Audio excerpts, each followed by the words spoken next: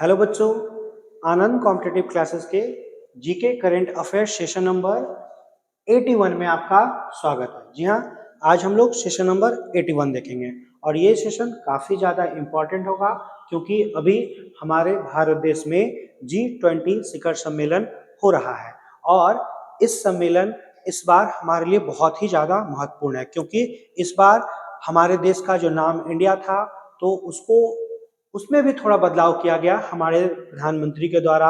इस बार जितने भी लोग थे उनमें इंडिया नहीं लगाकर भारत नाम लगाया गया और इस बार ही क्या हुआ कि हमारे देश में एक नटराज भगवान की जो मूर्ति है, जो कि आपका देखिए क्वेश्चन है एक हमारे सेशन में, क्या है कि दुनिया की सबसे ऊंची नटराज की प्रतिमा कहाँ स्थापित की गई। तो ये भी जो है हम लोग देखेंगे इस सेशन में कि कहाँ स्थापित की गई और मुझे उम्मीद है कि आपको तस्वीर से भी वो चीजें समझ में आ रही होंगी।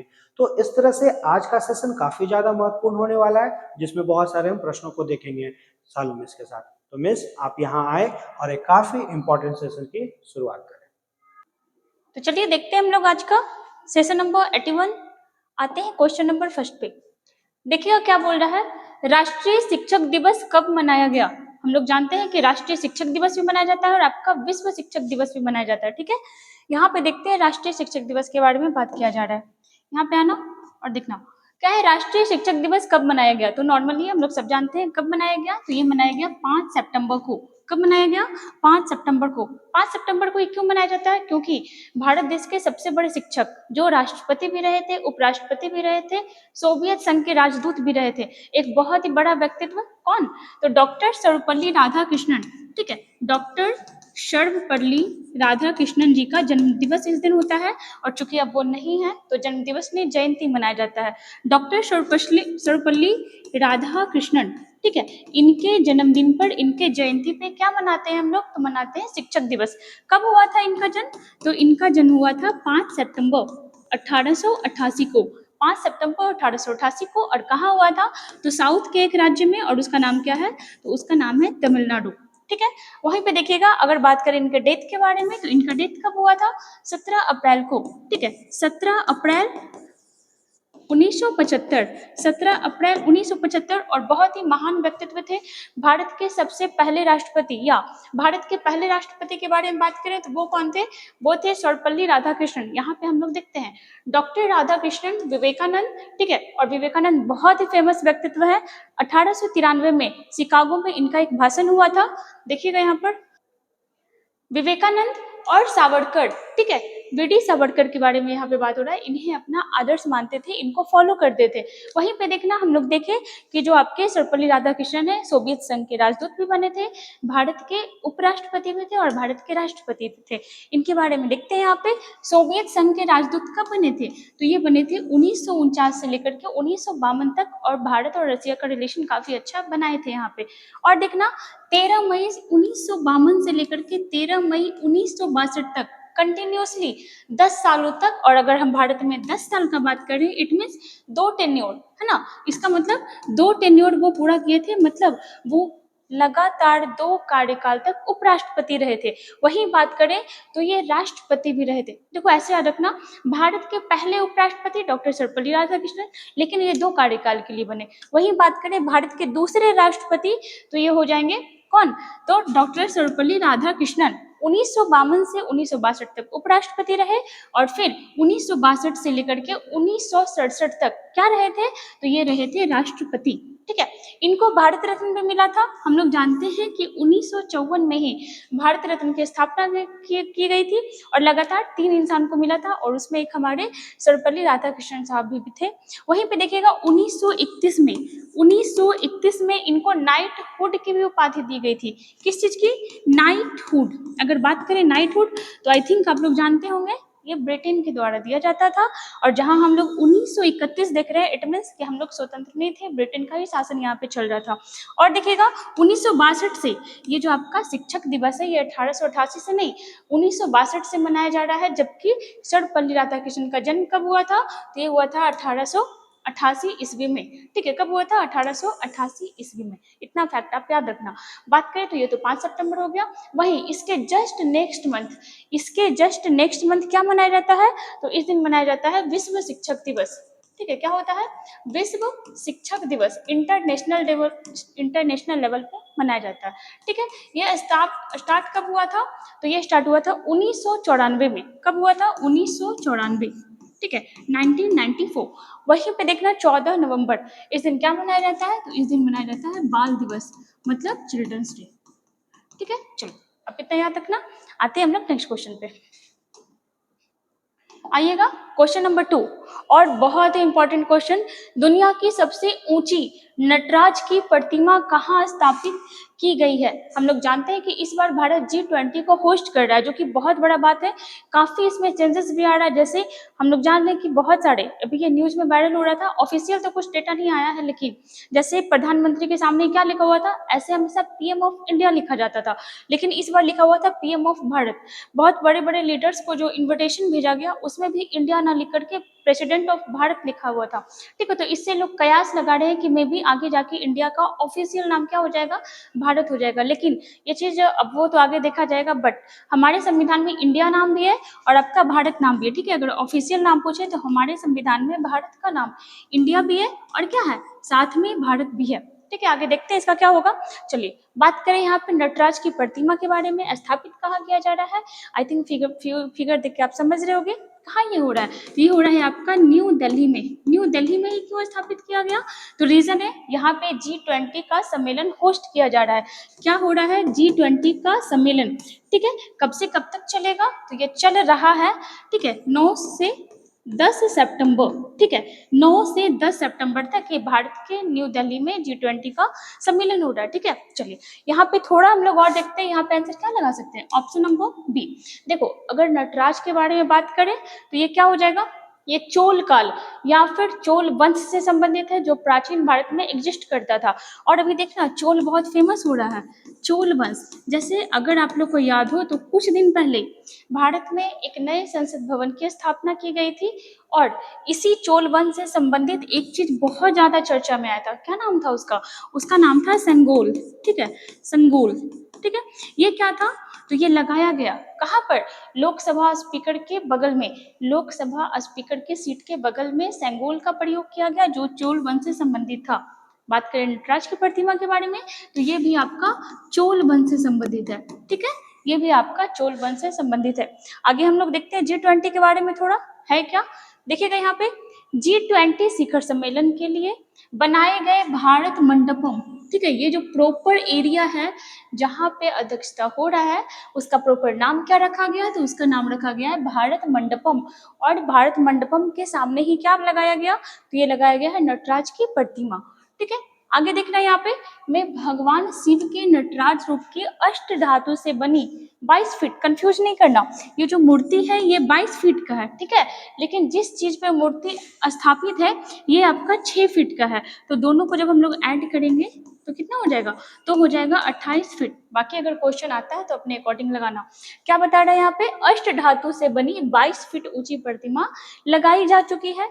नटराज की इस शानदार प्रतिमा के लिए 6 फीट ऊंचा चबूतरा भी बनाया गया है। टोटल कितना हुआ, 28 फीट।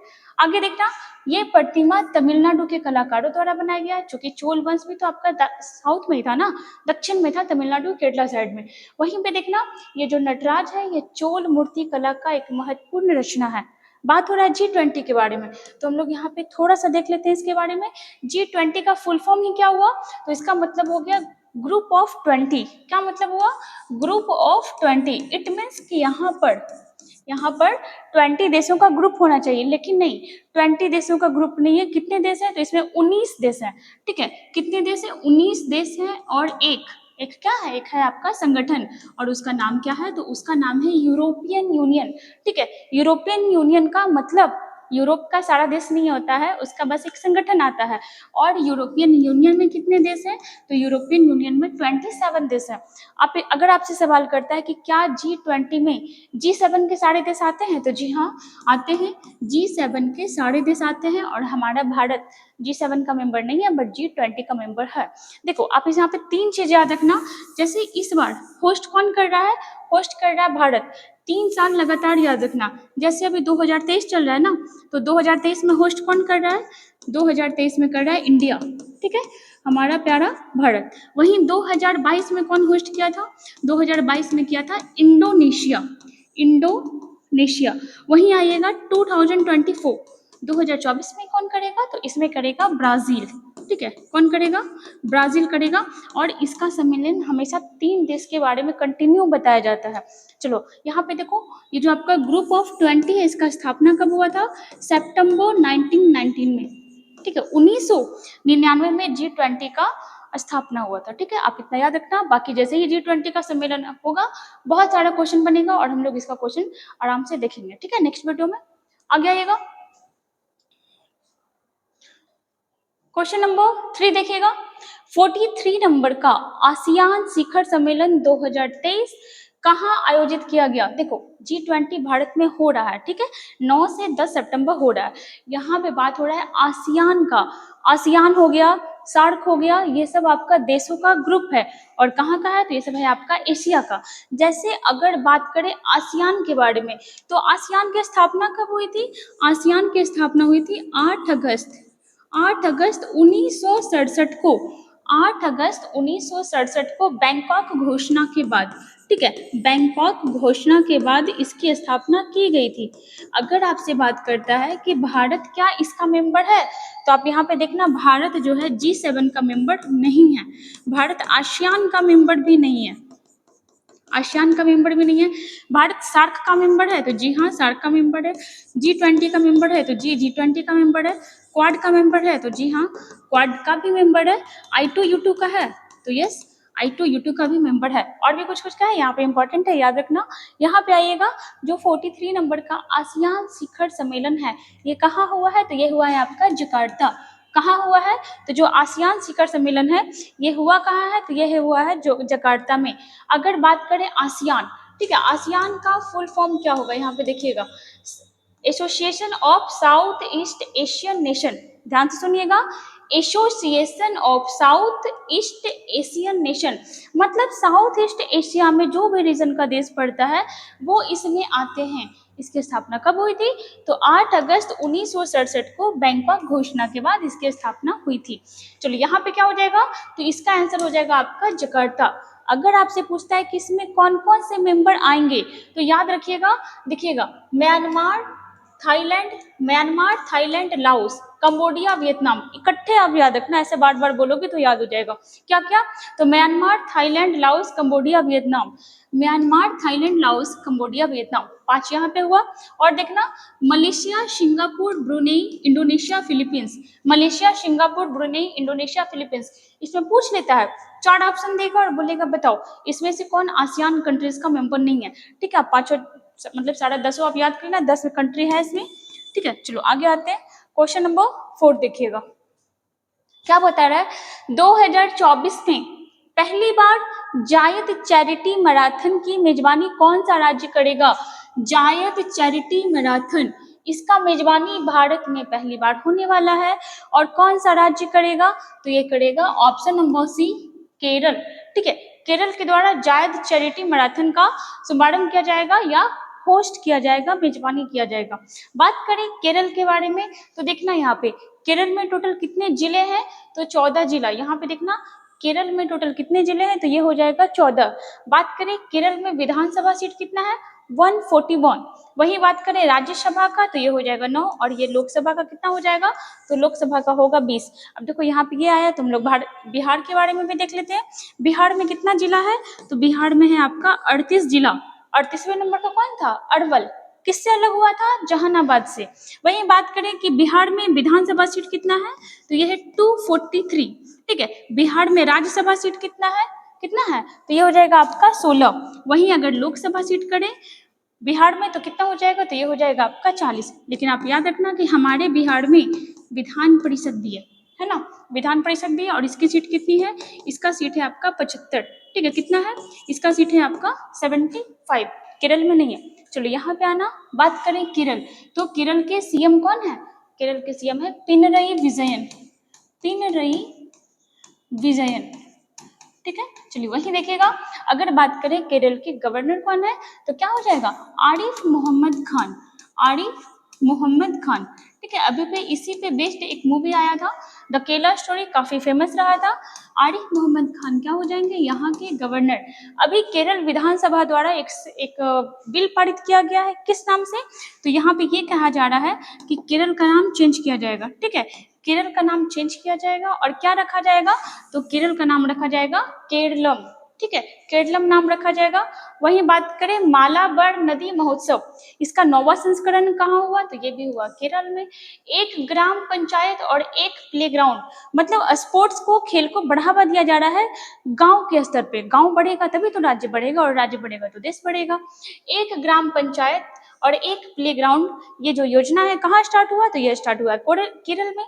पहली सोलर बोट, ठीक है, जो आपका सूर्य के एनर्जी से चलता है, पहली सोलर बोट जो है ये कहाँ चालू किया गया, तो केरल में, और उसका नाम क्या है, तो उसका नाम है सूर्यांशु। वहीं बात करें अगर के देखें कि आपका रोबोटिक, ठीक है, रोबोटिक हाथी वहां लाया गया जिसका रमन नाम था। रोबोटिक मैनुअल की सफाई के लिए लाया गया, उसका नाम क्या था, उसका नाम था बैंडिक्यूट। बहुत बार चर्चा हम लोग कर चुके हैं ये सब।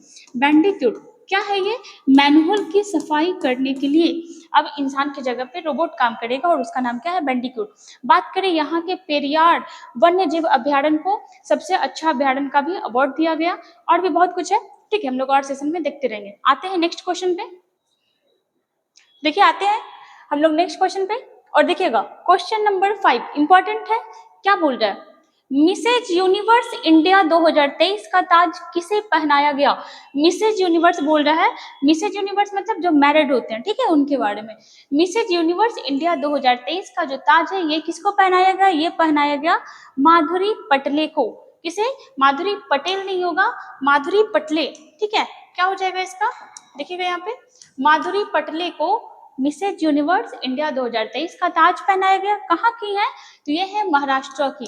कहाँ की, महाराष्ट्र की। आगे हम लोग और देखते हैं, जैसे प्रियान सेन, ठीक है, आगे आप ऑप्शन देख सकते हो, प्रियान सेन, इनके बारे में अगर बात करें तो मिस अर्थ इंडिया 2023 देख लीजिएगा, यहाँ पे अभी हाल ही का है ये भी, Miss Earth India, Miss Earth India 2023। Miss Earth India जो है 2023 का अवार्ड किसे दिया गया, तो ये दिया गया आपका प्रियान सेन को। वहीं बात करें मिस यूनिवर्स 2022, वहीं बात करें मिस यूनिवर्स 2022 का अवार्ड किसे मिला, तो ये मिला था आर बोनी ग्रेवियल को। मिस यूनिवर्स 2022 का अवार्ड मिला था आर बोनी ग्रेवियल को। वहीं बात करें प्रियान सेन के बारे में, तो ये कहाँ की है, ये है राजस्थान की, और ये है महाराष्ट्र की, कौन, माधुरी पटले। ठीक है, चलो आते हैं हम लोग नेक्स्ट क्वेश्चन पे, देखिएगा question number 6 most important. NCERT ने किस कक्षा की पुस्तक में राष्ट्रीय युद्ध स्मारक पर अध्याय शामिल करने का फैसला किया है। हम लोग जानते हैं कि हिस्ट्री को चेंज किया जा रहा है, हिस्ट्री के बहुत सारे सब्जेक्ट और चैप्टर को चेंज किया जा रहा है, जो कहा जा रहा है कि ये जरूरी नहीं था, यूं ही डाल दिया गया बस इसको भरने के लिए। तो अभी चेंज किया जा रहा है किसके द्वारा, एनसीईआरटी के द्वारा। किस क्लास के अध्याय पे, तो ये हो जाएगा क्लास 7। ठीक है, वर्ग 7 में कुछ चेंजेस किया गया है, और क्या डाला जा रहा है, तो राष्ट्रीय युद्ध स्मारक पर अध्याय शामिल किया जा रहा है। अगर अध्याय के बारे में बात करें तो कुछ नाम क्या है उसका, हमारे बहादुर सैनिकों को श्रद्धांजलि, हमारे बहादुर सैनिकों को श्रद्धांजलि नाम से एक अध्याय जोड़ा जाएगा क्लास 7 में। एनसीईआरटी द्वारा ये घोषणा किया गया है। बात करें एनसीईआरटी के बारे में तो देखना इसका फुल फॉर्म क्या होता है, national council of educational research and training. एक बार फिर से सुनिएगा, national council of educational research and training. इसका जो है एनसीईआरटी का स्थापना कब हुआ था, तो ये हुआ था 1961 में। कब हुआ था, 1961 में। बात करें इसके निदेशक कौन है, तो इसके निदेशक है दिनेश कुमार सकलानी। क्या नाम है, दिनेश कुमार शकलानी। ठीक है, ये तो हो गए भाई कौन, तो ये हो गए एनसीईआरटी के। वही बात करें सीबीएसई, ठीक है, सीबीएसई, इसके अध्यक्ष कौन है, तो इसके अध्यक्ष कौन है, निधि छिब्बर। ठीक है, निधि छिब्बर।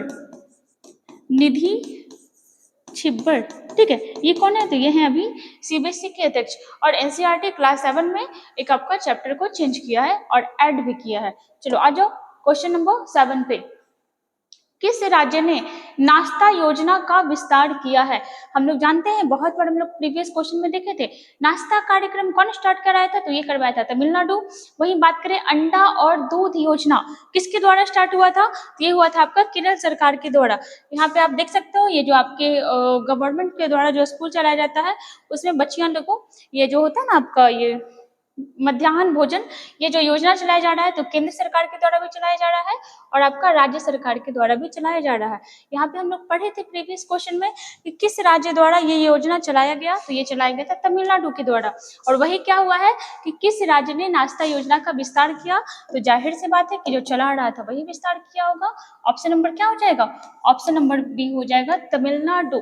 अगर बात करें तमिलनाडु के बारे में तो इसकी राजधानी चेन्नई है ना। और अगर बात करें यहाँ के सीएम के बारे में, सीएम कौन है? एम के स्टालिन।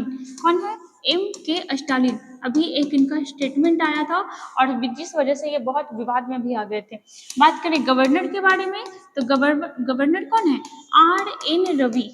Are N Ravi. ठीक है, चलो आगे आ जाओ। ये आपका तमिलनाडु सरकार द्वारा किया गया है। बात करें तमिलनाडु के बारे में तो थोड़ा सा यहाँ पे तमिलनाडु का मैप देखना। अगर बात करें कि भारत का सबसे दक्षिणी बिंदु किस राज्य में पड़ता है, तो ये पड़ता है आपका तमिलनाडु में। ठीक है, आप ये देख रहे हो जो ग्रीन वाला बॉर्डर आपको दिख रहा है, ग्रीन वाला सीन, ये कहाँ का है? तो ये है आपका तमिलनाडु का। और अगर आप देख पा रहे हो तो हिंद महासागर का जो बॉर्डर है ये किससे टच हो रहा है? तो ये हो रहा है तमिलनाडु से। तो भारत का सबसे दक्षिणी राज्य तमिलनाडु। प्रॉपर एरिया पूछ लेगा तो कन्याकुमारी हो जाएगा जो तमिलनाडु में स्थित है। अगर बात करें तो दक्षिण भारत की सबसे ऊंची चोटी, सबसे ऊंची पर्वत चोटी कौन सी है? तो यह है आपका केरल की अनाईमुडी। ठीक है, दक्षिण भारत की सबसे, ठीक है, दक्षिण भारत की सबसे ऊंची चोटी कौन सी है? तो यह है अनाईमुडी। अनाईमुडी। ठीक है, यह है कहाँ? तो यह है भाई केरल में। कहाँ? केरल में। वहीं बात करें तो दक्षिण भारत की सबसे दूसरी ऊंची चोटी तो ये हो जाएगा दोदा बेटा। ठीक है, कहीं ड होता है कहीं द लिखा मिलता है, दोदा बेटा। ठीक है, दोदा बेटा। और अगर इसके बारे में बात करें किस राज्य में एग्जिस्ट करता है तो ये हो जाएगा तमिलनाडु में। तमिलनाडु में। चलो बात अगर कुछ और देखें, तमिलनाडु का जो सीमा है किस किस राज्य से लगता है? तो ये लगता है पहले तो आप आना केरल से, देखो केरल से लग रहा है, कर्नाटका से लग रहा है और साथ में आंध्र प्रदेश से लग रहा है। केरल हो गया, कर्नाटका हो गया और साथ में आंध्र प्रदेश से हो गया।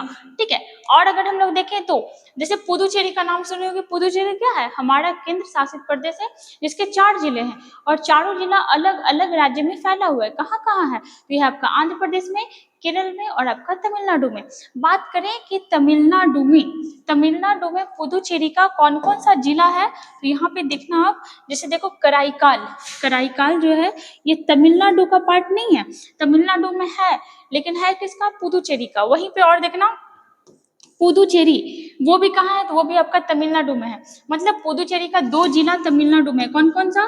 तो पहला तो कराईकाल हो जाएगा, दूसरा पुदुचेरी भी हो जाएगा, मतलब पुदुचेरी जिला का भी नाम है।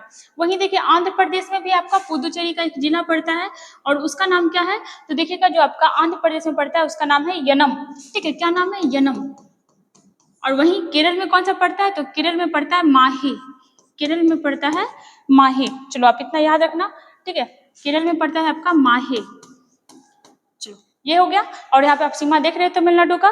वहीं देखिए अगर तमिलनाडु के बारे में कुछ और डिटेल देखते हैं तो देखिएगा खाद्य सुरक्षा संग्रहालय, इसकी स्थापना कहाँ की गई? तो इसका स्थापना किया गया केरल में। वहीं देखिएगा भारत का पहला ड्रोन परीक्षण केंद्र, ये भी सॉरी केरल बोल दिए, तमिलनाडु में स्थापित किया गया। ठीक है, खाद्य सुरक्षा संग्रहालय ये भी आपका तमिलनाडु में स्थापित किया गया है। आदि पेरिक्को महोत्सव, this is also exist in Tamil Nadu. और देखना डुगोंग संरक्षण केंद्र, डुगोंग संरक्षण केंद्र हो जाए, खाद्य सुरक्षा केंद्र हो जाए, ये सारा आपका तमिलनाडु में ही स्थापित किया गया है। जलवायु परिवर्तन मिशन लागू करने वाला पहला राज्य कौन सा हो जाएगा? तो ये भी हो जाएगा आपका तमिलनाडु। देखिएगा यहाँ पे अगर बात करें क्या ही लिख दे यहाँ पे, राज्यसभा का सीट कितना है? तो 18। वही हम लोग केरल का देखे थे 9। ठीक है, वही देखिएगा लोकसभा इसका सीट कितना हो जाएगा? 39 और विधानसभा का 234। वही देखो थोड़ा सा बस डिजिट का अंतर है, बिहार का जो विधानसभा सीट था वो कितना था? 243 और यहाँ का कितना है? 234। ठीक है, चलिए आते हैं हम लोग नेक्स्ट क्वेश्चन पे। देखिएगा किसकी जयंती पर राष्ट्रीय खेल दिवस 29 अगस्त को मनाया जा चुका है और किसके जयंती पे मनाया गया? तो ये मनाया गया मेजर ध्यानचंद की जयंती पर। किसकी? मेजर ध्यानचंद, जिनको हॉकी का जादूगर भी कहा जाता है। मेजर ध्यानचंद की जयंती पे क्या मनाया जाता है, तो ये मनाया जाता है राष्ट्रीय खेल दिवस। अगर बात करें अटल बिहारी वाजपेयी, तो इनका जन्म जयंती कब मनाया जाता है, तो ये मनाया जाता है 25 दिसंबर को, 25 दिसंबर को। और इस दिन कौन सा दिवस मनाया जाता है, इस दिन मनाया जाता है सुशासन दिवस, सुशासन दिवस, सुशासन दिवस।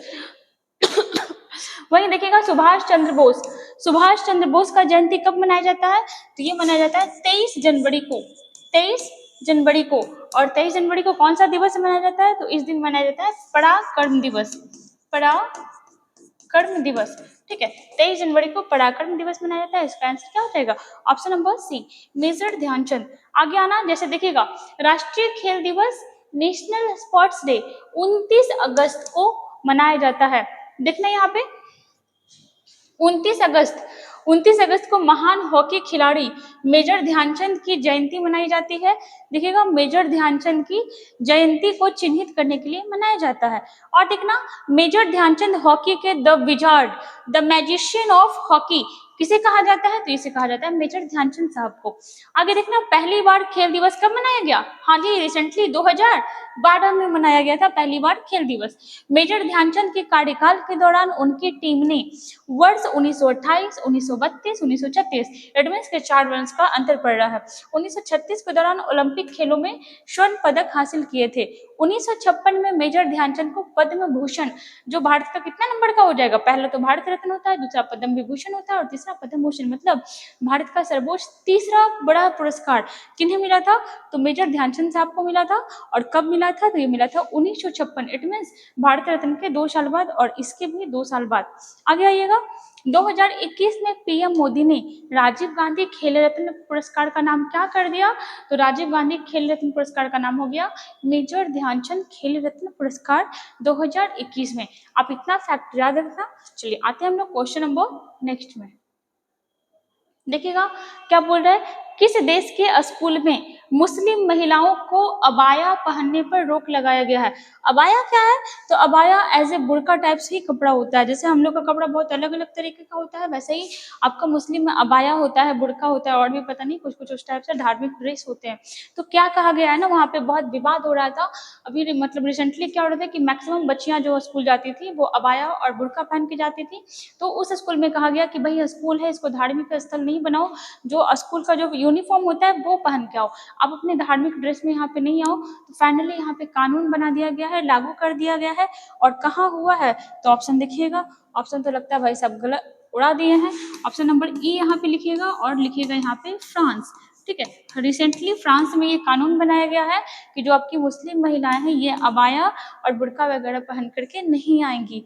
ठीक है, यहाँ पे हम लोग थोड़ा सा देखते हैं इसके बारे में, फ्रांस के बारे में। चलिए यहाँ पे आइएगा, अगर बात करें फ्रांस, इसकी राजधानी क्या हो जाएगी, तो इसकी राजधानी हो जाएगी पेरिस। ठीक है, फ्रांस की राजधानी पेरिस। फ्रांस कहाँ पे एग्जिस्ट करता है, तो ये आपका यूरोपीय कंट्री है।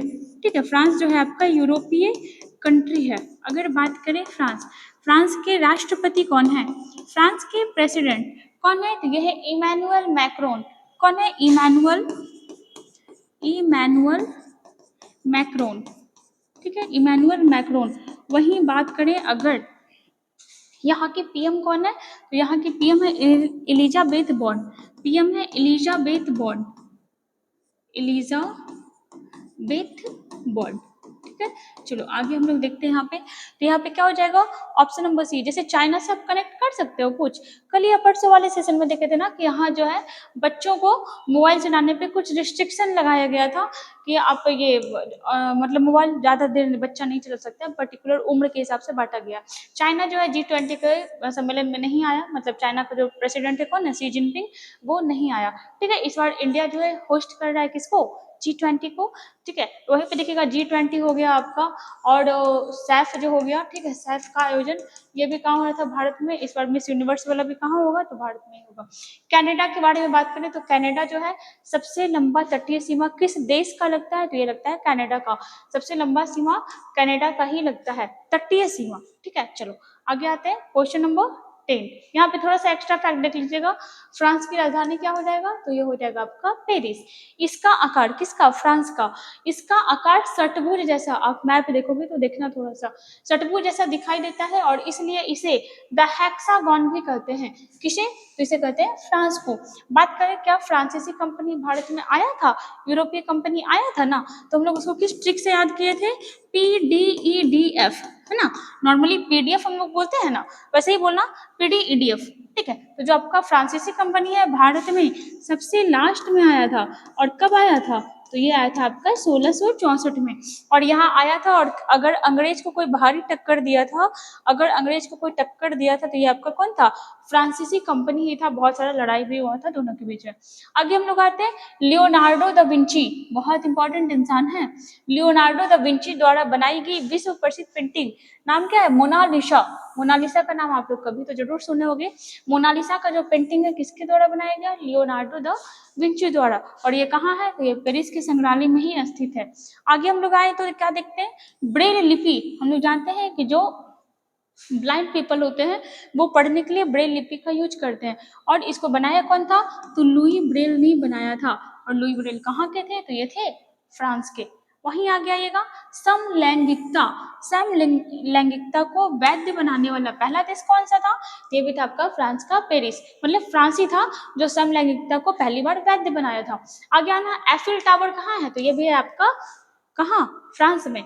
और स्टैचू ऑफ लिबर्टी, ऐसा नहीं है यहाँ पर, पूरा सेंटेंस देखो, स्टैचू ऑफ लिबर्टी जो है फ्रांसीसियों द्वारा ही यूएसए को गिफ्ट दिया गया था, ठीक है, यूएसए को गिफ्ट दिया गया था, आप इसमें इतना याद रखना। चलो आगे आते हैं, क्वेश्चन नंबर 10, बहुत इंपॉर्टेंट क्वेश्चन। हाल ही में क्वेश्चन देखो, यहाँ पे कुछ बुक का बात किया जा रहा है, आप बुक देख के समझ सकते हो। हाल ही में सबका साथ सबका विकास सबका विश्वास, प्रधानमंत्री नरेंद्र मोदी स्पीक्स नामक पुस्तक का विमोचन किसने किया, आप देख सकते हो। देखो इसमें है क्या, ये बुक को ऐसा नहीं है कि कोई किसी के द्वारा लिखा गया है प्रॉपर, मेनली क्या है कि मोदी जी जो भी भाषण देते हैं लगभग इनका 86 भाषण का इसमें निचोड़ निकाला गया है, सब कुछ लिखा गया है। नाम क्या है बुक का, तो देखिएगा यहाँ पे, सबका साथ सबका विकास और सबका विश्वास, ठीक है। कौन, तो हमारे भारत के present prime minister Narendra Modi, ठीक है, जो आजाद भारत में जन्म लिए, भारत के अभी तक तो फिलहाल एकमात्र प्रधानमंत्री हैं।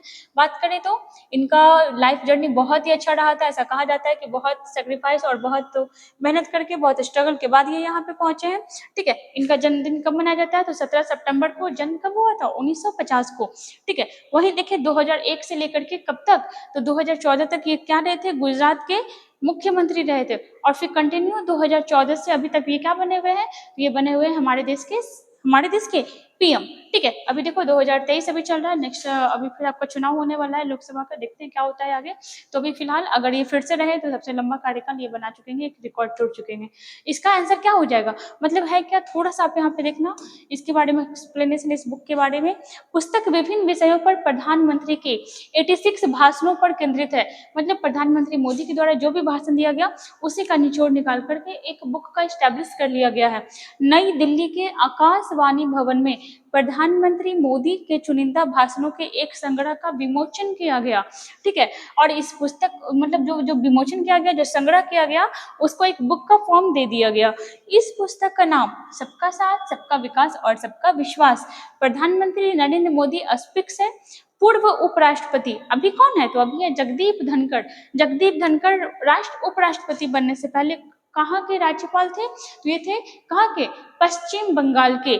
यहाँ पे क्या बोल रहा है, पूर्व उपराष्ट्रपति कौन थे, तो वेंकैया नायडू ही थे। वेंकैया नायडू। केरल के राज्यपाल कौन है, अभी हम लोग देखे थे, आरिफ मोहम्मद खान।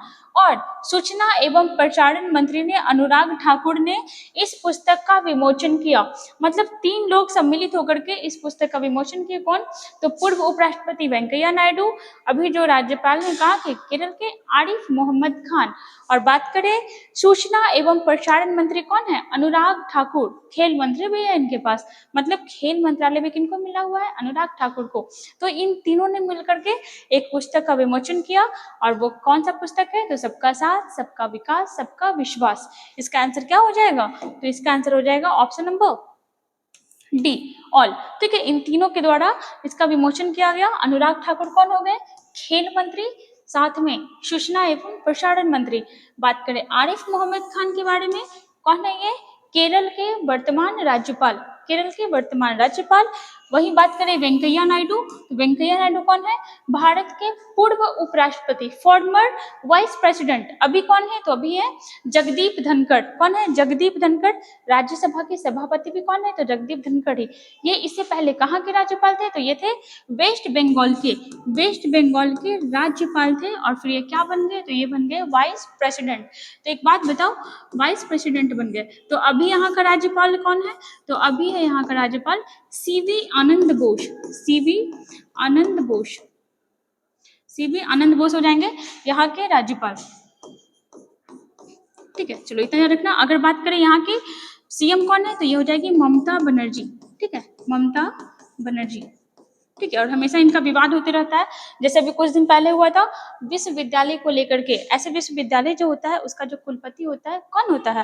तो ये हो जाता है, ये कौन होता है? गवर्नर होता है। लेकिन अभी यहाँ क्या एक्ट पारित हुआ है कि जो आपका विश्वविद्यालय है वहाँ की कुलपति चांसलर कौन होगा? तो ये होगा आपका सीएम। तो ये सब बात को लेकर के यहाँ पे विवाद होते रहता है। ठीक है, चलिए यहाँ पे हमारा देखिएगा, थोड़ा सा देख लीजिएगा यहाँ पे। देखिए यहाँ पे हमारा 10 क्वेश्चन कंप्लीट हुआ विथ एक्सप्लेनेशन के साथ। नेक्स्ट वाले वीडियो में, मतलब नेक्स्ट वाले सेशन में बहुत सारा क्वेश्चन हम लोग देखेंगे। क्योंकि रीजन क्या है कि भारत अभी G20 को होस्ट कर रहा है और भर भर के क्वेश्चन निकलेगा और भर भर के क्वेश्चन एग्जाम में आएगा भी। ठीक है, तब तक बने रहिए हमारे साथ, पढ़ते रहिए और हमारे साथ जुड़े रहिए। ठीक है, थैंक यू।